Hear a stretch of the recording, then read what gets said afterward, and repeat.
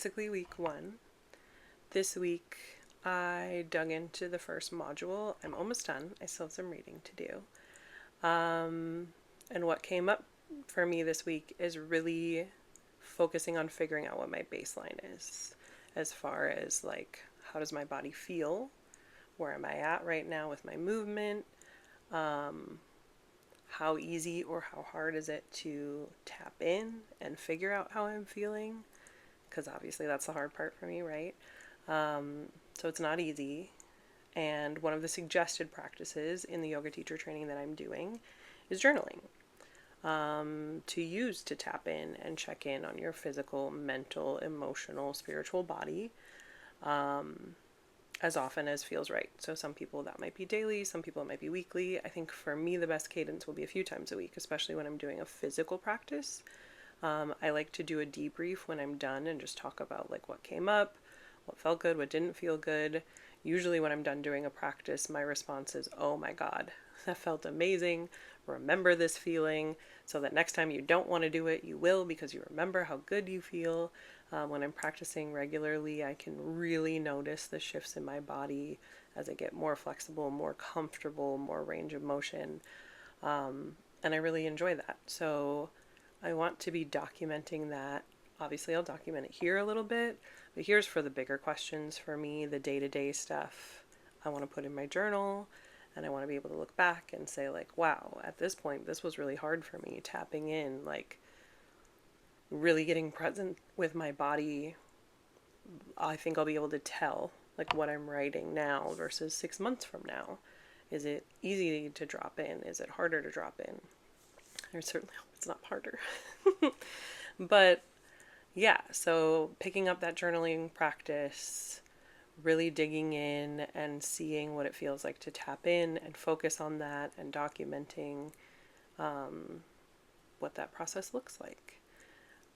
In general, this week was a lot of introductory to the program, some reading from some different materials, talking a little bit about values, which I may bring up in a future video, of just understanding your values helps you embody and get aligned with, what you truly value and what your goals are in this life. Our core values change over life. Some people might be really focused on family at different periods, or on abundance at different periods, their career, their spiritual growth.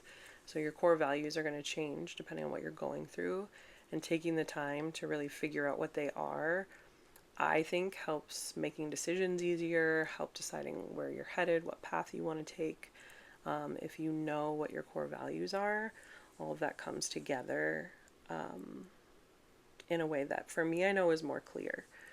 So that was a practice that we did this week, and like I said, I may share that with y'all in the future if that's something you're interested in.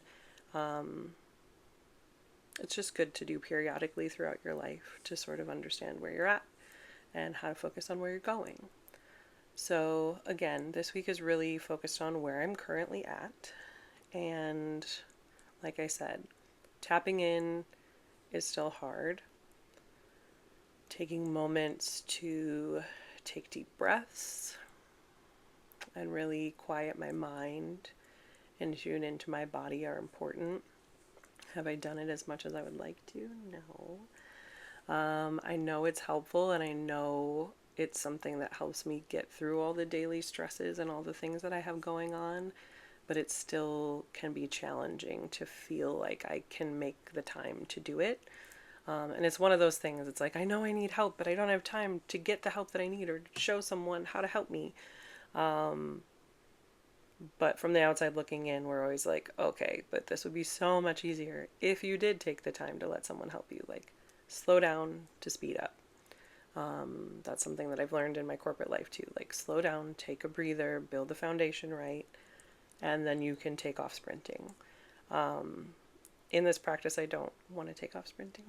I want to continue to slow down, but I know at this moment I do need to slow down to build my foundation in order to build this stably and create a true practice and something that's meaningful and something that I will come back to and something that will become a part of my regular toolbox, toolkit, for me to stay focused, for me to stay aligned, for me to stay with me. I'm